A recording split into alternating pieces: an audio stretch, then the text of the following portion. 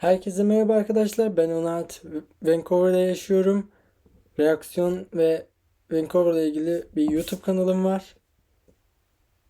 Ve bugün Demi'nin yeni belgeseli olan Dancing with the Devil'a reaksiyonlayacağız. Daha öncesinde fragmanını reaksiyonlamıştık.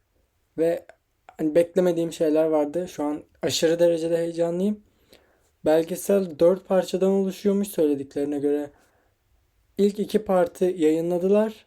Daha sonraki 2 partı da her hafta bir kere bir part olmak üzere tekrar yayınlayacaklarmış devamını.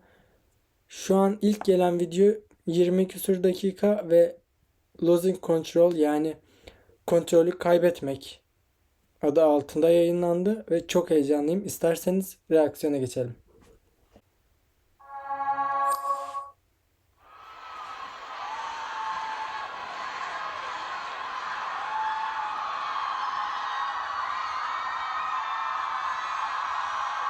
Tell me you love me on three. One, two, three. Tell me you love me. Demi is walking to the stage, up the stage center.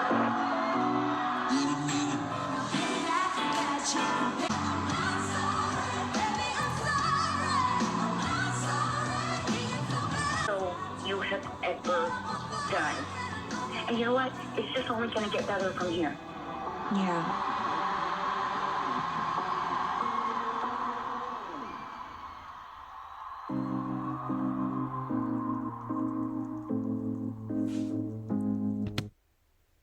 Yani şimdi bu gösterdikleri part 2018'de çekimine başlanan başka bir belgeselin sahnesi. O zaman 2018'de ve 2019'da da çekildiğini varsaysak bizi ortalama 3-4 saatlik bir şey beklediğini düşünüyorum ben. Hadi devam edelim.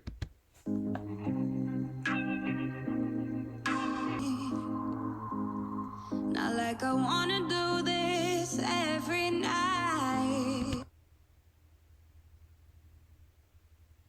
Şu şarkıyı artık salar mısın? Lütfen. Çok iyi.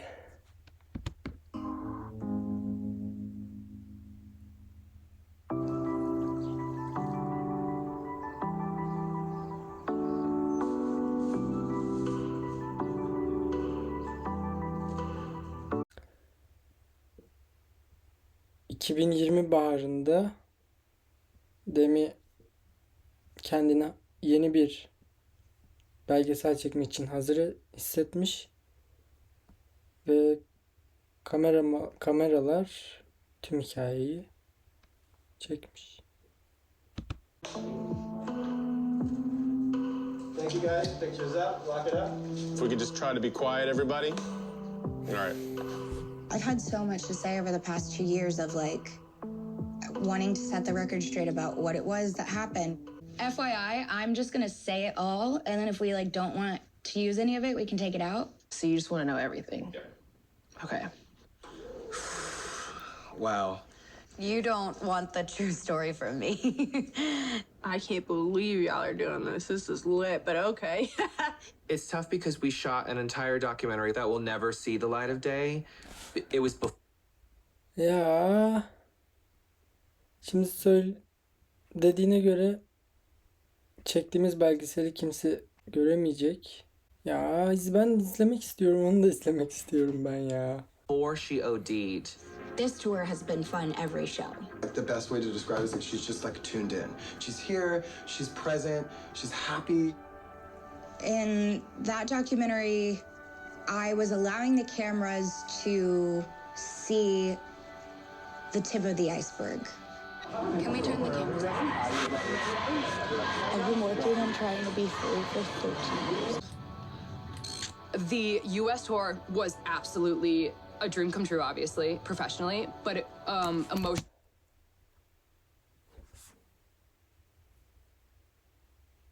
Is that Danny?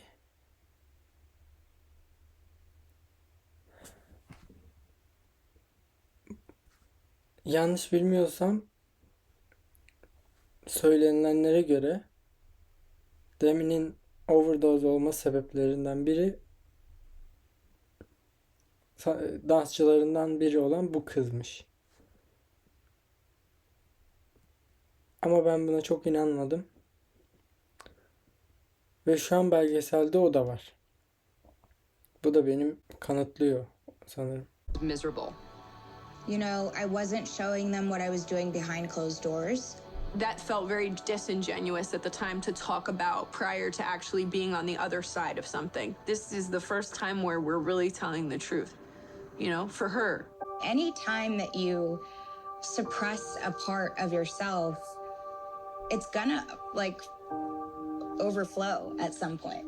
And that's ultimately like what happened to me in a lot of areas of my life. And it was what led to my overdose, for sure. There's a lot that the public don't know. It was weird. It felt like it wasn't happening. It felt like it wasn't real. It's touch and go there for a little bit. She should be dead, like 100%. Demi Lovato. Demi Lovato. Por americana, Demi Lovato. Superstar Demi Lovato. TMZ reports that the singer was rushed to the hospital. Şu haberleri duymak bile şu an tüylerimi diken diken yaptı.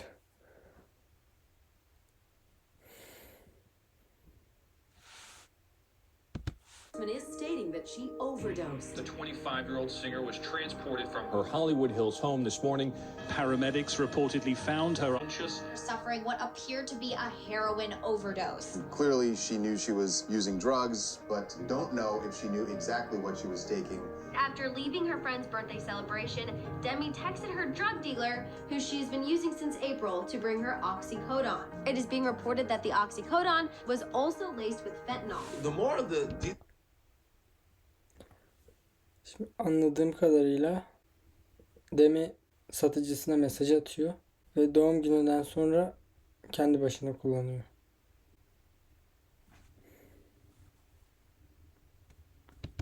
come out about what went down, the more it becomes really obvious that she's really lucky to be alive. Oh yeah.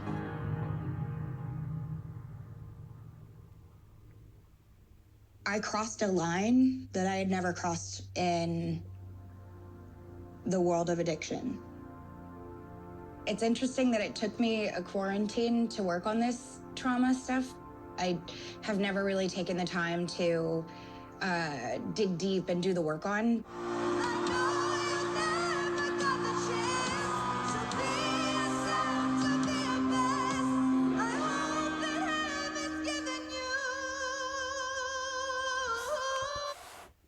A second chance. Ooh, when I turned around and saw my dad in those pictures. Oh, yeah. Something about, like, I saw him in rehearsal, it just wasn't the same. Yeah.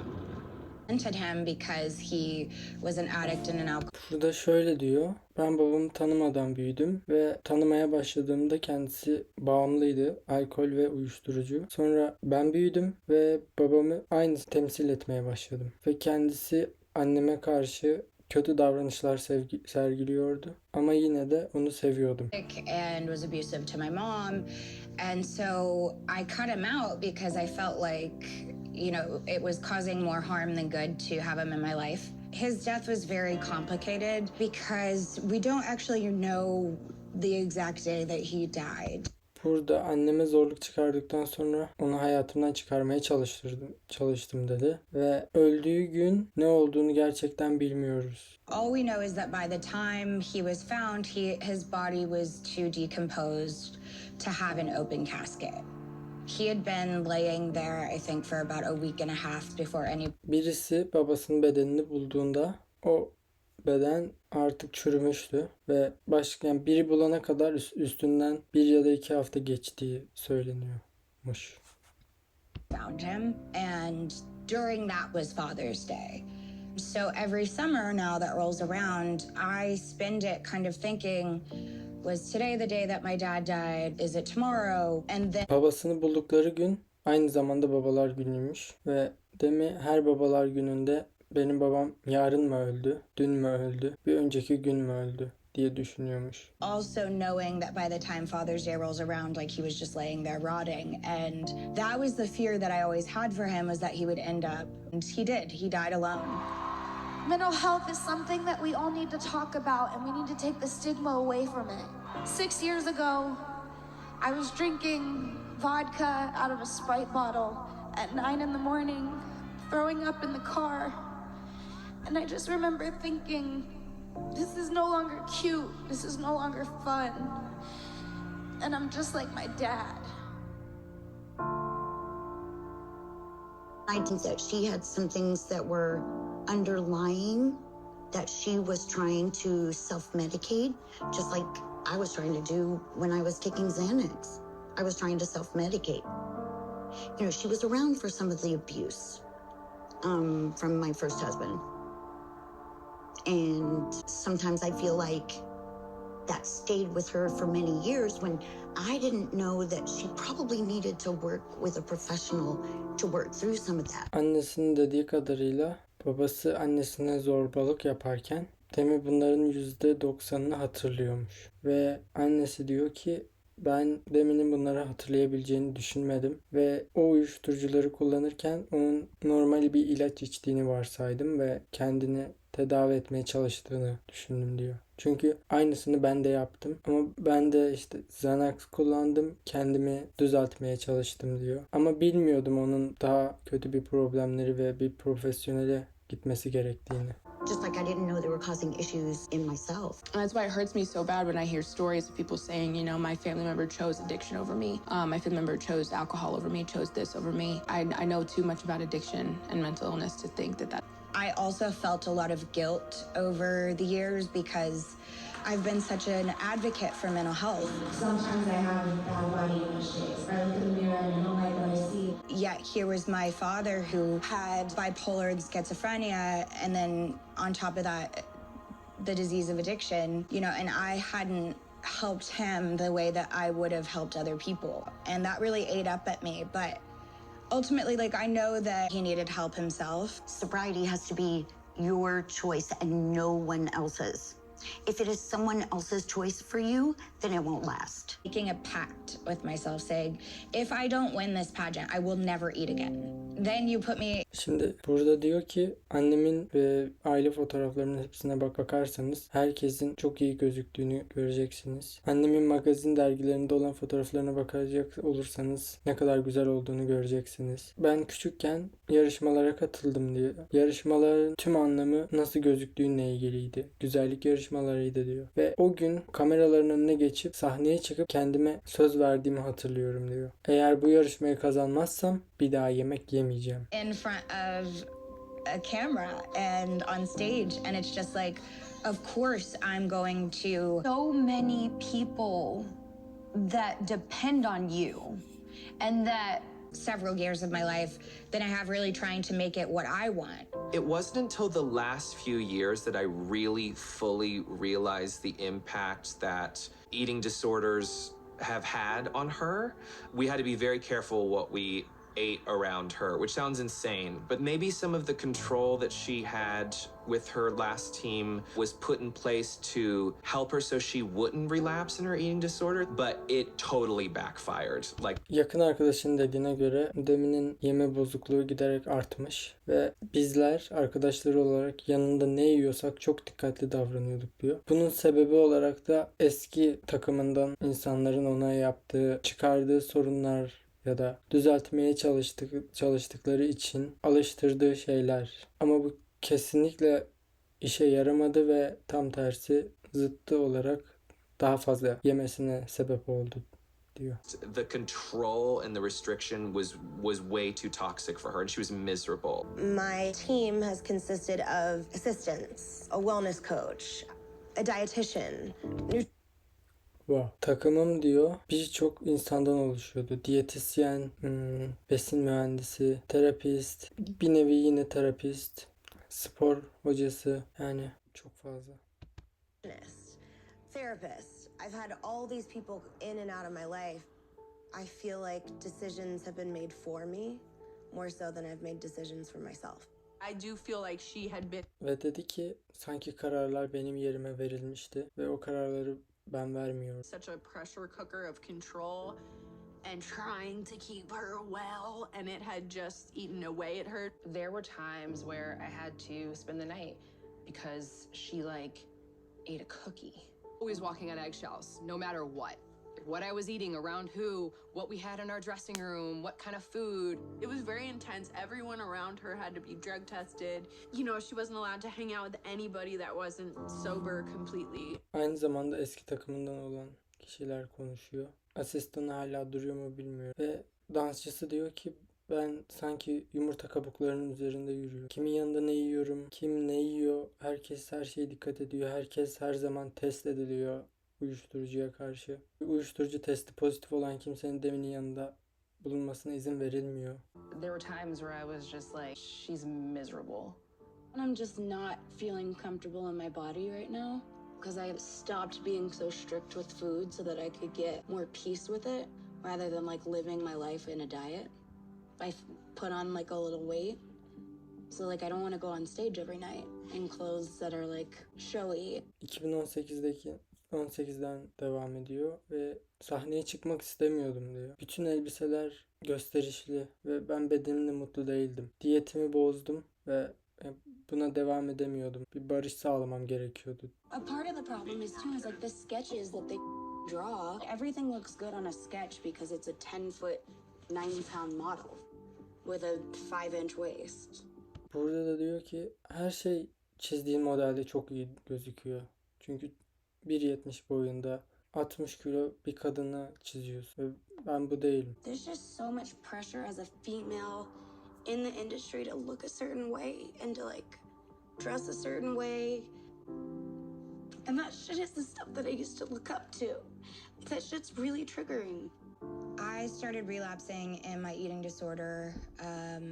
I was already relapsing in it with over-exercising and extreme dieting. And I also had... Yeme alışkanlığımı düzeltmek için çok çabaladım diyor. Her zaman spor yapıyordum. Aşırı bir diyetteydim. Ne yaptığıma dikkat ediyordum. Around me that were really policing my food intake and the things that I was eating. So I was miserable and I like snapped. I think if your life is to be focused on how you're not well, then you're not going to feel well. Whatever we're trying to control or afraid of will end up happening. It's our only focus. The choice that she made was, I think it was for agency for herself, but also I think it was a major act of rebellion, where it's like, you're going to tell me what I can and can't do for 6+ years? Watch me. Because I had been so open and honest about the things that I dealt with, I felt like I had to be this perfect role model. 2018'de her şeyle çok iyi başardığını, ayık devam ettiğini, yeme bozukluğuyla çok iyi devam ettiğini düşündüğü için bir rol model olmam gerektiğini düşünüyordum diyor. What she does for young girls and her music just, it saved my life. It's such a beautiful gift to be able to help people.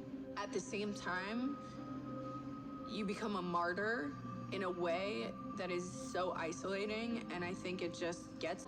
Don't think she really understands, you know, how much of an impact she has on her fans. I think that to be the poster child of perfection and mental health and all...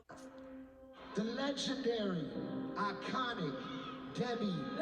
This is a special day. 6 years sober.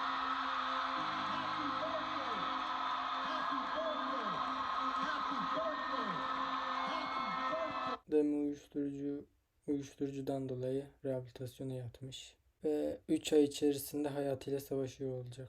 I had a photo shoot and I remember being at the photo shoot and just thinking to myself like I don't even know why I'm sober anymore. Like I am so miserable. I'm not happy. I have all this stuff that I'm dealing with. I picked up a bottle of red wine that night. Şimdi şarkıyı anladım işte.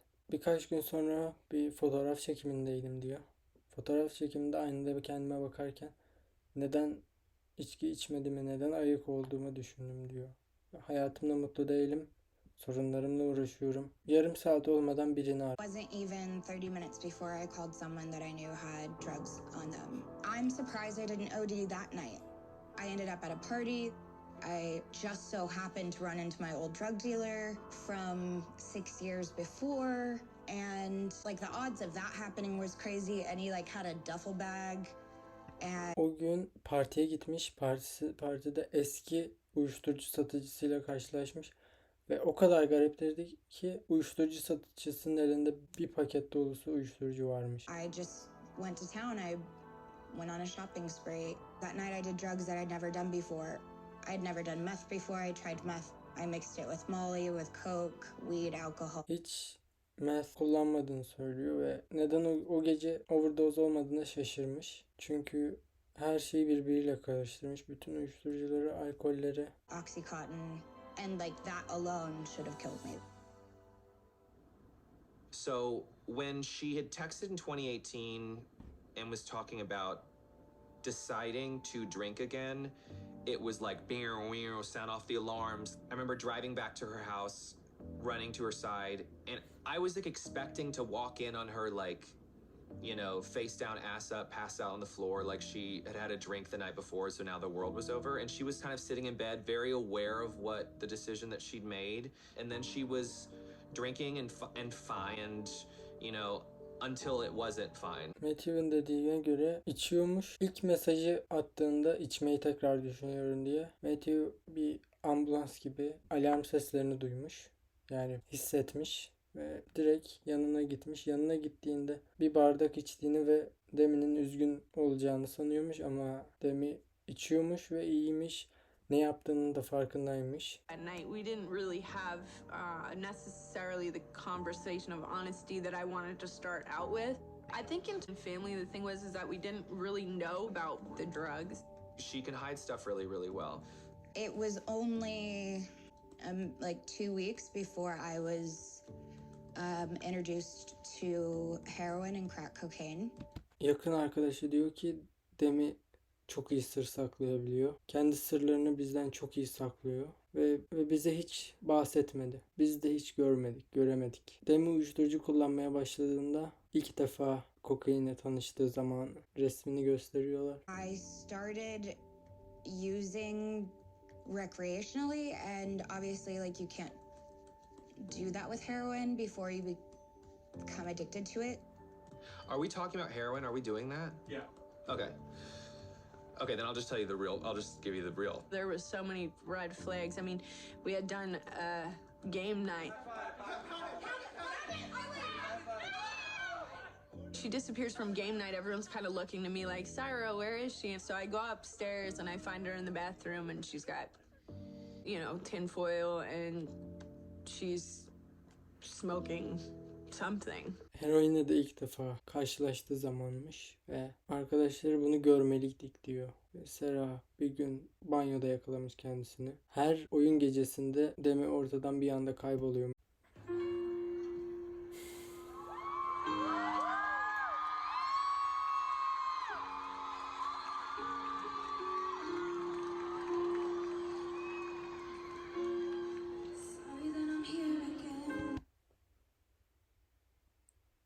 Hastaneye kaldırılmadan bir gün önce.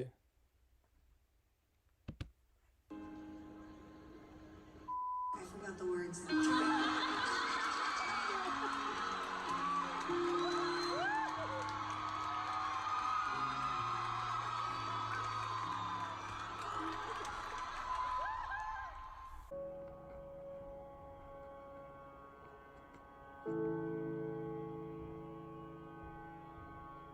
I went out to a friend's party, and none of my friends knew what I was using. So I kept it very hidden from everyone. That is one thing that I was very good at, was hiding the fact that I was addicted to crack and heroin. Söylediğine göre ben çok iyi bir şekilde kullanıyordum ve çok iyi bir şekilde saklıyordum. Yaptığım tek iyi şey buydu ve arkadaşlarımın haberi olmadan yapıyordum. Demi's good at making you believe that she's okay. Oh, hey, be careful. Okay, unsure. I don't know what. Üvey babası dedi ki Demi sana kendisinin iyi olduğu hakkında yalan söylemekte çok iyi. Yani sana iyiyim diyebilir ve seni buna inandırır. Like I've just felt like I needed to tell you that ever since I was at your house. Like just be careful. I'm always careful. Take care of yourself. When you deprive someone of something, they definitely find ways to get what they want. I had told some friends, hey, I've been sober since I was 19. Like, I want to try this drinking, smoking thing. Like, I just want to see if I can handle it. and I've been stir crazy and I, want to see if I can do it. So to them, I wasn't doing these hard drugs. To them, I was just normal again. I met Bazı arkadaşları çok önceden ayık olduklarını söylemişler ve uyuşturucu kullanmayı, tekrar içki içmeyi istediklerini, sadece denemek istediklerini ve üstesinden gelip gelemeyeceğini fark etmek için yapmak istediklerini söylemiş. Ve bazı arkadaşları için de Demi artık normalmiş. Yani içki içmesi, uyuşturucu kullanması artık normal bir insanmış. friends, we went to several different bars. We came back to my house, and around 5:30 in the morning, I said I was going to bed. But the reality was that I had called one of my dealers over. Paramedic out there, 65. What's the address of the emergency? We just need to get somebody out here. Do you know what happened to her? Okay, I'm going to be there shortly. Stay with the patient. I'm going to remain on the line with you all the way until the paramedics arrive, okay? Okay, we just need someone to flag them down, right? Yeah, please. Gece partiye gitmişler. Partiden sonra Demi'nin evine dönmüşler ve Demi sabah 5 civarlarında uyuyacağını söyleyip odasına çıkmış. Ama gerçek şu ki aslında uyumaya değil, uyuşturucu kullanmaya çıkmış. İlk part burada bitti.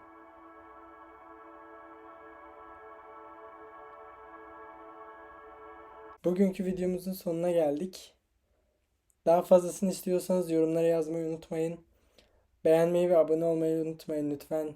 Beni izlediğiniz için teşekkür ederim. Kendinize iyi bakın. Bir dahaki videoda görüşmek üzere.